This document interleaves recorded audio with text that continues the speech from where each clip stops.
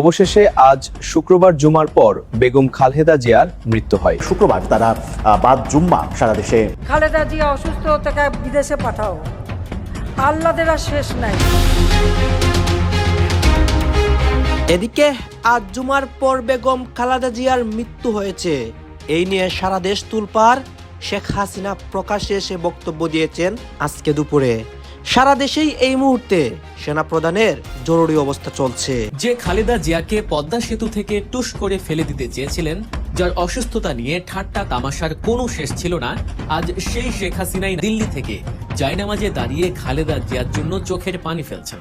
হ্যাঁ, ঠিকই শুনছেন, ভাগ্যের চাকা বোধ হয় এভাবেই ঘোরে। আই এম ভেরি সরি, আমি সেদিন আপনার সাথে একটু রুড ব্যবহার করেছিলাম, বিভিন্ন সবকিছু মিলে। I am very sorry for that. বাংলাদেশের নির্বাচনের তফসিল ঘোষণা করা হয়েছে, অবৈধ ইউনূস নির্বাচনী তফসিল ঘোষণা করেছে। আমরা বাংলাদেশের গণতান্ত্রিক রাজনৈতিক দলগুলো এই অবৈধ ইউনূসের অবৈধ তফসিল ঘোষণাকে আমরা ঘৃণা ভরে প্রত্যাখ্যান করলাম। আমরা তার এই অবৈধ তফসিল মানি না। ক্ষমতাচ্যুতির পর শেখ হাসিনার কণ্ঠে পরিবর্তনের সুর। খালেদা জিয়ার অসুস্থতার খবর শুনে ভীষণ চিন্তিত হয়ে পড়েছেন বলে জানিয়েছেন। এছাড়া আওয়ামী লীগ সরকারকে ক্ষমতা থেকে উৎখাতের পেছনে যুক্তরাষ্ট্র জড়িত থাকার প্রমাণ পাননি বলে জানিয়েছেন। জাতীয় নির্বাচন ও গণভোটের তফসিল ঘোষণার ঠিক আগ মুহূর্তে এবং পরে মুহূর্তেই বিরাট ঘটনা ঘটে গেছে। পুরো পরিস্থিতি জনগণের অনুকূলে। হ্যাঁ, দেশে এই মুহূর্তে বিরাট ঘটনা ঘটেছে।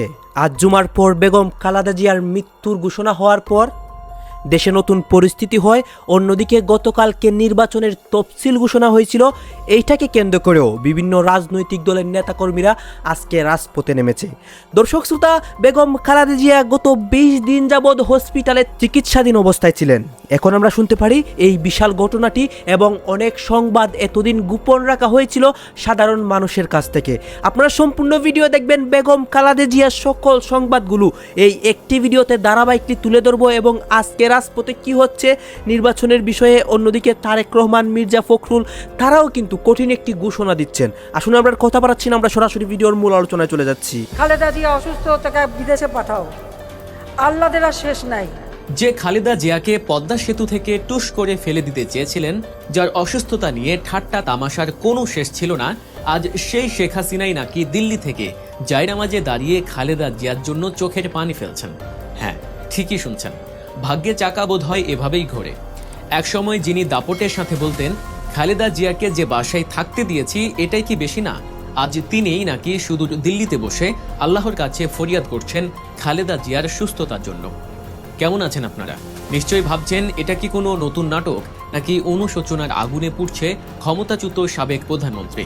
আজকের ভিডিওতে আমরা ব্যবচ্ছেদ করব এই অবিশ্বাস্য খবরের পেছনের আসল রহস্য।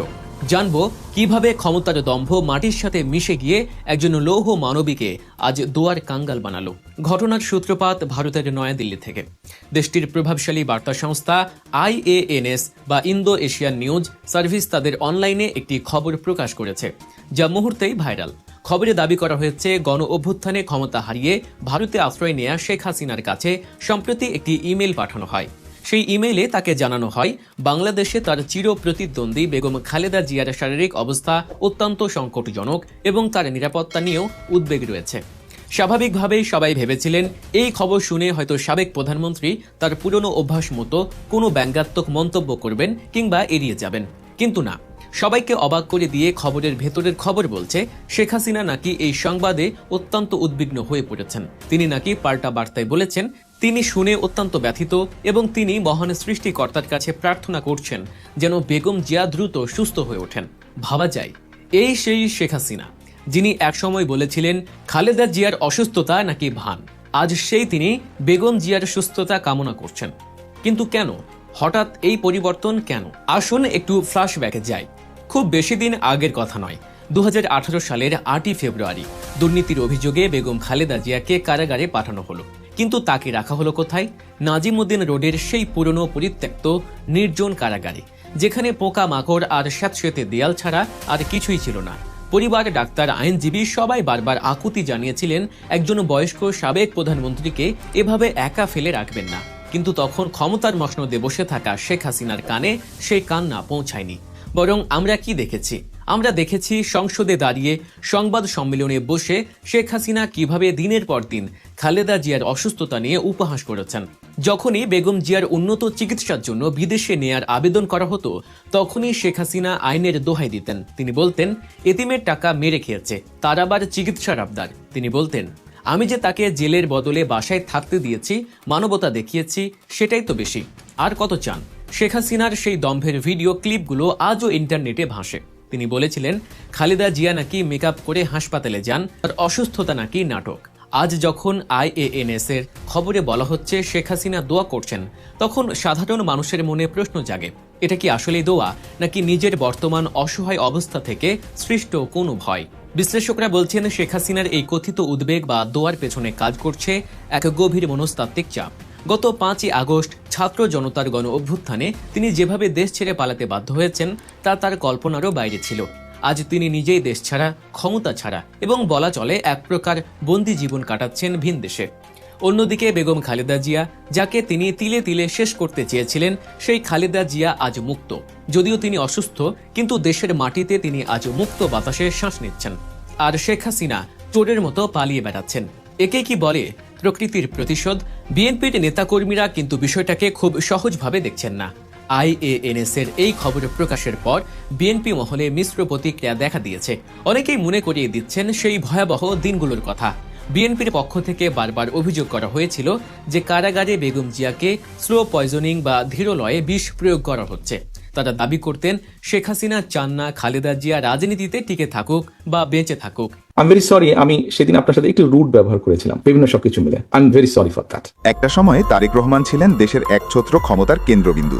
সেই তারেক রহমান এখন সেনাবাহিনীর কাছে ক্ষমা চাইতেও দ্বিধা করছেন না।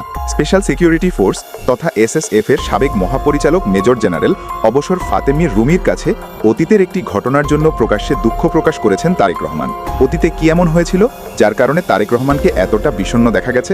সাম্প্রতিক সময়ে তারেক রহমানের দেশে আসা নিয়ে চলছে জোর গুঞ্জন। 1/11 সময় সেনাবাহিনীর সাথে তার দূরত্ব নিয়েও কথা হচ্ছে। সে সময় তিনি মুচলেকা দিয়ে দেশ ছেড়েছিলেন। 2001 থেকে 2006 পর্যন্ত তারেক রহমান ক্ষমতার কাছে থেকে হয়ে উঠেছিলেন রাজপুত্রের মতো। তখন অনেকের সাথে তার খারাপ আচরণ নিয়ে সমালোচনা ছিল। সেনাবাহিনী বা আইন শৃঙ্খলা বাহিনীর সাথেও তার দূরত্ব সৃষ্টি হয়েছিল, যে কারণে সেনাবাহিনীর জেনারেলরা চাইনি তারেক আর রাজনীতি করুক। এসব আলোচনা আসছে 17-18 বছর পর। অনেকে তো বলছে সেনাবাহিনীর কারণে তারেক দেশে আসছেন না। ঠিক এমন সময়ে তার ক্ষমা চাওয়ার এই ঘটনা কি ইঙ্গিত দেয়? 9 ডিসেম্বর রাতে গুলশানে বিএনপি চেয়ারপারসনের রাজনৈতিক কার্যালয়ে অবসরপ্রাপ্ত সামরিক কর্মকর্তাদের সঙ্গে মতবিনিময় সভায় লন্ডন থেকে ভার্চুয়ালি যুক্ত হয়ে তিনি এ দুঃখ প্রকাশ করেন। সভায় সেনা, নৌ ও বিমান বাহিনীর মোট 101 জন অবসরপ্রাপ্ত কর্মকর্তা উপস্থিত ছিলেন। সভাপতিত্ব করেন বিএনপির মহাসচিব মির্জা ফখরুল ইসলাম আলমগীর এবং সঞ্চালনা করেন মেজর জেনারেল অবসর ফজলে ইলাহি আকবর। তারেক রহমান বলেন, পুরান ঢাকা থেকে আমিনবাজার পর্যন্ত এক মিছিলের সময় ভিড়ের মধ্যে ভুল বোঝাবুঝির কারণে তিনি রুমি সাহেবের সঙ্গে খারাপ ব্যবহার করেছিলেন। বহুদিন ধরে যোগাযোগের চেষ্টা করেও না পারায় সুযোগ পেয়ে তিনি প্রকাশ্যে ক্ষমা চান। এ সময় উঠে আসে খালেদা জিয়ার অবস্থার প্রসঙ্গ। তারেক রহমান জানান, বেগম খালেদা জিয়া অসুস্থ থাকার পরও সর্বশেষ সশস্ত্র বাহিনী দিবসের সংবর্ধনা অনুষ্ঠানে যোগ দিতে দৃঢ় থাকেন। অনুষ্ঠান শেষে তার মানসিক অবস্থার উন্নতি দেখা গেলেও শারীরিক সমস্যা বাড়ে। এই উদাহরণ দিয়ে তিনি বলেন, জিয়া পরিবারের সঙ্গে সামরিক বাহিনীর সম্পর্ক কতটা গভীর তা বোঝাতে এই ঘটনাই যথেষ্ট। তিনি আরও বলেন, অতীতের স্বৈরাচারী সময় বিএনপি ও জিয়া পরিবার সম্পর্কে সামরিক বাহিনীর মধ্যে ভ্রান্ত ধারণা ছড়ানোর চেষ্টা হয়েছিল, যা বিভাজন তৈরির উদ্দেশ্যে করা হয়। তিনি আশা প্রকাশ করেন, তার ব্যক্তিগত ব্যাখ্যা ও আজকের আলোচনার মাধ্যমে সেই ভুল ধারণা এখন পরিষ্কার হবে। এই অনুষ্ঠানে বক্তব্য দেন এয়ার ভাইস মার্শাল অবসর আলতাফ হোসেন চৌধুরী, মেজর অবসর হাফিজউদ্দিন আহমদ বীর বিক্রম, কর্নেল অবসর হারুনুর রশিদ সহ আরও অনেকে। সাম্প্রতিক সময়ে তারেক রহমানকে ঘিরে যে পরিবর্তিত ব্যক্তিত্বের আলোচনা চলছে তা মূলত তার জনসম্মুখের বক্তব্য, দলীয় নেতাকর্মীদের সঙ্গে ভার্চুয়াল বৈঠক এবং রাজনৈতিক বার্তাগুলোর টোনেই সবচেয়ে বেশি চোখে পড়ে। বহুদিন ধরে তার রাজনীতিকে ঘিরে যে তীব্রতা, কঠোর ভাষা বা আক্রমণাত্মক বক্তব্যের ছাপ দেখা যেত, তার তুলনায় এখন তিনি অনেক বেশি সংযত, শান্ত এবং মন্থর ছন্দে কথা কথা বলছেন বলে পর্যবেক্ষকদের মত। দলের ভেতর বাইরের অনেকেই বলছেন তার আচরণে যেন একটি আত্মবিশ্বাসী পরিপক্কতা তৈরি হয়েছে, যা তাকে আগের তুলনায় আরও বিনয়ী ও ধীরস্থির করে তুলেছে। বিশেষ করে সাম্প্রতিক ভিডিও বার্তা ও আলোচনায় দেখা যায় তিনি কথার মাঝে বিরতি দিচ্ছেন, কাউকে দোষারোপ না করে বরং ব্যাখ্যা দিচ্ছেন এবং সমালোচনার জবাবও দিচ্ছেন নরম সুরে। তারেক রহমানের এই পরিবর্তিত স্বভাব সবচেয়ে বেশি নজরে আসে দলের তরুণ নেতাদের সঙ্গে তার যোগাযোগে। সেখানে তিনি আগের চেয়ে অনেক বেশি শোনার চেষ্টা করেন, কারো কথা কেটে দেন না, বরং স্বল্প কথায় নিজের অবস্থান ব্যাখ্যা করেন। রাজনৈতিক উত্তেজনার সময় নেতাদের ধৈর্য ধরতে বলা, ভুলের জন্য কাউকে অপমান না করা এবং প্রতিটি সিদ্ধান্ত ব্যাখ্যা করে বুঝিয়ে দেওয়া, এসবই তার আচরণের নতুন বৈশিষ্ট্য হিসেবে উঠে আসছে। অনেকে মনে করেন দীর্ঘদিনের রাজনৈতিক চাপ, প্রবাসবাস এবং দলের দীর্ঘ সংকটক্ষণের অভিজ্ঞতা তাকে আরও সংযত ও নরম মেজাজের করেছে। এছাড়া তার বক্তব্যে এখন দেশ, জনগণ ও দলীয় নেতাকর্মীদের প্রতি কৃতজ্ঞতার প্রকাশ দেখা যায় বেশি। কোনো সফলতার জন্য ব্যক্তিগত কৃতিত্ব না নিয়ে দল ও কর্মীদের প্রশংসা করা, ব্যর্থতার জায়গায় নিজের দায় স্বীকারের প্রবণতা, এসবের মাধ্যমেই তিনি একটি বিনয়ী ইমেজের দিকে এগিয়ে যাচ্ছেন বলে মন্তব্য করা হয়। সব মিলিয়ে তারেক রহমানের সাম্প্রতিক আচরণে যে শান্তশিষ্ট, নম্র ও বিবেচনাশীল চরিত্র ফুটে উঠছে। নির্বাচনের তফসিল ঘোষণা করা হয়েছে। অবৈধ ইউনূস নির্বাচনী তফসিল ঘোষণা করেছে। আমরা বাংলাদেশের গণতান্ত্রিক রাজনৈতিক দলগুলো এই অবৈধ ইউনূসের অবৈধ তফসিল ঘোষণাকে আমরা ঘৃণা ভরে প্রত্যাখ্যান করলাম। আমরা তার এই অবৈধ তফসিল মানি না। বাংলাদেশে শেখ হাসিনাকে ব্যতীত বাংলাদেশে কোনো নির্বাচন হতে দেওয়া হবে না। শেখ হাসিনাকে ব্যতীত বাংলাদেশে কোনো নির্বাচন হবে না। বাংলাদেশ আওয়ামী লীগকে বাদে বাংলাদেশে কোনো নির্বাচন হবে না এবং সেই নির্বাচন হতে দেওয়া হবে না। আজকে আপনারা দেখেন বাংলাদেশে যে তফসিল ঘোষণা করা হয়েছে, এই নির্বাচনে কারা অংশগ্রহণ করবে। বাংলাদেশে নিবন্ধিত রাজনৈতিক দলগুলোর মধ্যে সবচেয়ে বড় প্রধান রাজনৈতিক দল হচ্ছে বাংলাদেশ আওয়ামী লীগ, যার নেতৃত্বে দেশ স্বাধীন হয়েছে। আছে জাসদ, বাসদ, জাতীয় পার্টি সহ প্রায় 23টি রাজনৈতিক নিবন্ধিত রাজনৈতিক দল এই নির্বাচনে অংশগ্রহণ করবে না, নির্বাচনে অংশগ্রহণ করছে না। তাহলে বাংলাদেশের প্রায় 60 to 65% মানুষের প্রতিনিধিত্ব যে রাজনৈতিক দলগুলো করে, তাদেরকে বাদ রেখে যদি একটি নির্বাচন করা হয়, সেই নির্বাচনকে আদৌ কোনো নির্বাচন হবে? কখনো সেই নির্বাচন হতে পারে না। এই অবৈধ ফ্যাসিস্ট জঙ্গি ইউনূস জামাতের প্রেসক্রিপশনে বাংলাদেশে একটি যেনতেন নির্বাচন করে তারা বাংলাদেশের 71-এর পরাজিত শক্তিদেরকে ক্ষমতায় বসানোর জন্য তারা পরিকল্পনা করে তারা এই নির্বাচন করছে। আমরা এই নির্বাচনের তফসিলকে ঘৃণা ভরে প্রত্যাখ্যান করছি। এই নির্বাচনের তফসিলকে আমরা প্রত্যাখ্যান করে এই নির্বাচন মানি না। বাংলাদেশে শেখ হাসিনাকে ছাড়া, বাংলাদেশ আওয়ামী লীগকে ছাড়া বাংলাদেশে কোনো নির্বাচন হতে পারে না। শেখ হাসিনাকে ছাড়া, বাংলাদেশ আওয়ামী লীগকে ছাড়া বাংলাদেশে কোনো নির্বাচন হবে না। তাই আমি বাংলাদেশের সকল গণতন্ত্রকামী, গণতান্ত্রিক রাজনৈতিক দল, ব্যক্তি, মুক্তিযুদ্ধের সপক্ষের প্রত্যেক মানুষদেরকে অনুরোধ করব, সবাই যার যার জায়গা থেকে এই নির্বাচনকে প্রতিহত করতে হবে। এই নির্বাচন প্রতিহতের লক্ষ্যে এই নির্বাচনকে প্রত্যাখ্যান করে বাংলাদেশ আওয়ামী লীগ কর্মসূচি ঘোষণা করেছে। আগামী 13ই ডিসেম্বর শনিবার বাংলাদেশ আওয়ামী লীগ সারা বাংলাদেশে লকডাউন কর্মসূচি ঘোষণা করেছে। যে বাংলাদেশের প্রত্যেকটি মানুষকে বলবো এই লকডাউন কর্মসূচি, সর্বাত্মক এই লকডাউন কর্মসূচি পালন করুন। আগামী 13ই ডিসেম্বর বাংলাদেশে সর্বাত্মক লকডাউন কর্মসূচি পালন করুন শনিবারে।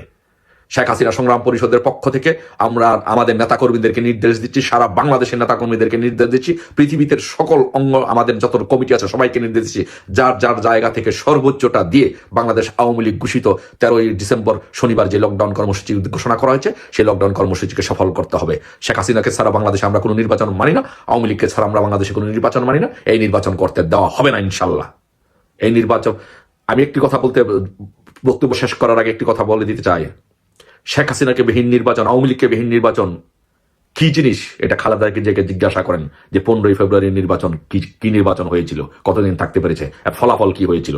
একইভাবে ইউনূসকে বলছি, বাংলাদেশ আওয়ামী লীগকে ছাড়া নির্বাচন হবে না, হতে দেওয়া হবে না। অনেক জল্পনা কল্পনার পর অবশেষে বাংলাদেশ নির্বাচন হয়ে যাচ্ছে। আগামী ফেব্রুয়ারির 12 তারিখ নির্বাচনের সম্ভাব্য সময় ঘোষণা করা হয়েছে, অর্থাৎ ফেব্রুয়ারিতে ডক্টর ইউনূস নির্বাচন দিয়ে চলে যাবেন। তাহলে বাংলাদেশ আওয়ামী লীগের কি হবে? আওয়ামী লীগের নেতারা কি ফেব্রুয়ারিতে নির্বাচনের পর বাংলাদেশের স্বাভাবিক রাজনীতিতে ফিরবেন, নাকি ফেব্রুয়ারিতে নির্বাচনের পর তারা বাংলাদেশে এসে বাংলাদেশ স্বাধীন করবেন? কোনটা? এই প্রশ্নটা আমি বাংলাদেশ আওয়ামী লীগের সেই মহাপরাক্রমশালী নেতাদেরকে করতে চাই। ফেব্রুয়ারিতে নির্বাচন হয়ে গেলে আপনারা কি বাংলাদেশে আসবেন, রাজনীতি করবেন, কর্তৃত্ববাদী আচরণ করবেন, নাকি আইসা বাংলাদেশ স্বাধীন করবেন? কোনটা?